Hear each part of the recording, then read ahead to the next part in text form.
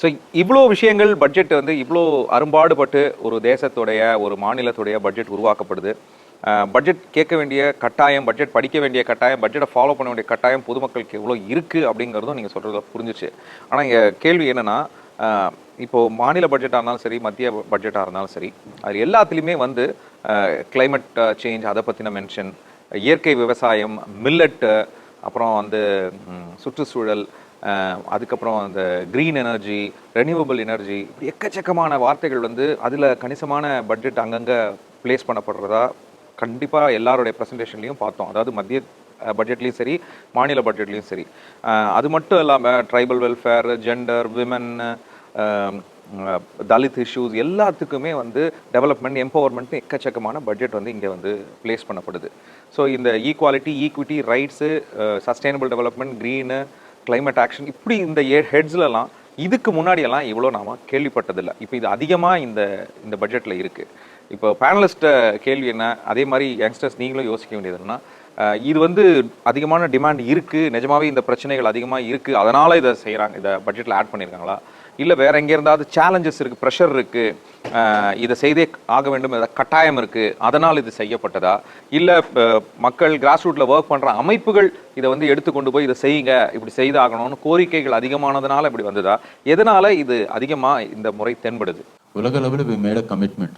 அதில் வந்து கார்பன் எமிஷனை வந்து கண்ட்ரோல் பண்ணுவோம் அப்படின்ற மாதிரி ஒரு கமிட்மெண்ட் கொடுத்துருக்கோம். இது தவிர நிறைய commitments have been made in the SDGs. SDG வந்து ஒரு 17 கோல் வந்து நம்ம ப்ரிஸ்கிரைப் பண்ணியிருக்கோம். உலகில் ஒரு 193 countries sign the Paris accord. இப்போ இதில் பார்த்தோம்னா அந்த commitment is also driving factor. உலக அளவில் நம்ம ஒரு கமிட்மெண்ட் பண்ணிட்டோன்றதுனால இதை பற்றி பேசி ஆகணும். 2030 இஸ் ஆர் 2030 நாம வந்து என்ன பண்ணியிருக்கோம், நெட் ஜீரோவை முடிஞ்ச அளவு தள்ளி போட்டோம், 2017 சொல்லியிருக்கிறோம். But India has also made another commitment saying 50% of our achievement we'll try to do by 2030. India has been a leader as far as the renewable energy investment goes. இன்வெஸ்ட்மெண்ட்ல வந்து நம்ம வந்து சோலாருக்கும் மற்ற ரெனியூவபிள் எனர்ஜிக்கும் நிறைய பண்ணியிருக்கோம். Centre for science and environment டெல்லியில் ஒரு நிறுவனம் இருக்குது. அவங்க வந்து they do an annual evaluation of the 17 goals, how much India has achieved. So if you take last year, we are failing on 7 goals. எந்தெந்த கோல்ஸ்ல வந்து நம்மளுடைய பெர்ஃபார்மன்ஸ் ட்ராப் ஆகுது அப்படின்னு பார்த்தோம்னா, safe drinking water, our ability to provide dignified jobs for people, industries and innovations, life below water, that is the oceanic or the sea and riverine ecosystem எப்படி protect பண்றோன்றது. அதே மாதிரி life above earth for other animals, man animal கான்ஃப்ளிக்ட்ல இருந்து நம்ம institutions create பண்ணி protect பண்றது, quality of education. இந்த 7 பேராமீட்டர்ஸ்ல இந்த வருஷத்திய நம்மளுடைய overall performance has been overall across India has been pathetic. The last 1 year it has decreased. So அப்படி பார்த்தோம்னா நம்ம இந்த பாரிஸ் அக்கார்ட்ல சைன் பண்ணது தான் இந்த 17 எஸ்டிஜி கோல்.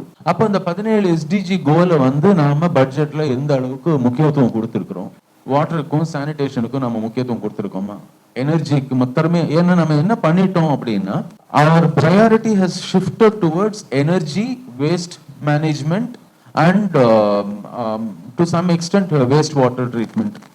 இந்த 3 செக்டரை தவிர கிரீன் அப்படின்னு சொன்னோம்னா, இந்த முறை நீங்க சொன்ன மாதிரி கிரீன் growth அப்படின்னு நிர்மலா சீதாராமன் ஒரு இந்த 7 பேராமீட்டர்ஸ் சொல்லியிருந்தாங்க பட்ஜெட்டோடைய ஃபோக்கஸ் அப்படின்னு. அண்ட் கிரீன் growth வந்து என்னென்னலாம் செக்டர்ஸ் இருக்குதுன்னு பார்த்தீங்கன்னா, at least there are 3 programs in which are named after Prime Minister something Yojana. அது தவிர வந்து ஃபோக்கஸ்னு பார்த்தோம்னா there is not much of a move apart from energy. But the problem is, if you map it back to the sectors in which we are failing, அந்த நான் முதல்ல சொன்ன 7 sector that we are failing, அதுல நாம focus பண்ணியிருக்கோமா அப்படின்னா there is still a lot more to be achieved. சரி, தமிழ்நாடு பட்ஜெட்டுக்கு வருவோம். Same thing if you were to look at Tamil Nadu budget, Tamil Nadu is also almost failing on all these 7 parameters. There are a few things that have been initiated. For instance, the coastal area protectionukaga oru specific program in the moru budget la announce பண்ணிருக்கோம், which is addressing one of the critical areas of problem for us. இரண்டாவது, நம்ம biodiversity protect பண்றதுக்கான ஒரு 2-3 ப்ரோக்ராமுக்கு கொஞ்சம் enhance பண்ணியிருக்கோம்.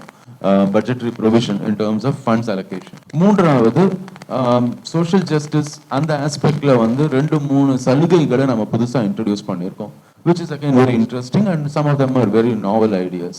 இதை தவிர dignified jobs எங்க இருக்கும், எங்க அது எவால்வ் ஆகும் அப்படின்னா 2% கிரீன் growth கொடுத்துட்டு 98% வந்து சிமெண்ட்டுக்கும் ஏர் பொல்யூட்டிங் இண்டஸ்ட்ரீஸ்க்கும் சாயில் பொல்யூட்டிங் அக்ரிகல்ச்சருக்கும் நீங்க subsidies கொடுக்குறீங்கன்னா then it is called green washing.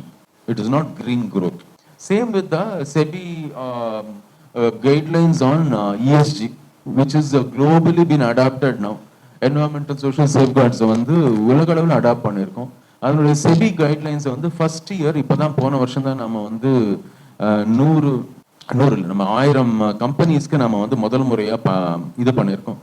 But when we look at it, we realize that the SEBI guidelines are inadequate in terms of rating on ESG. So இது மாதிரி பார்க்க ஆரம்பிச்சோம்னா both in terms of regulatory regime that should control or regulate the polluting industries or that should bring in green practices in the existing industry, அதுல நம்ம fail ஆகிறோம். ரெண்டாவது புதுசா ஏற்படுத்தக்கூடிய செக்டார்ல we are very very limited and narrow.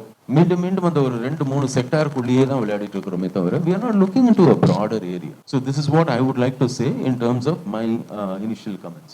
Thank you sir.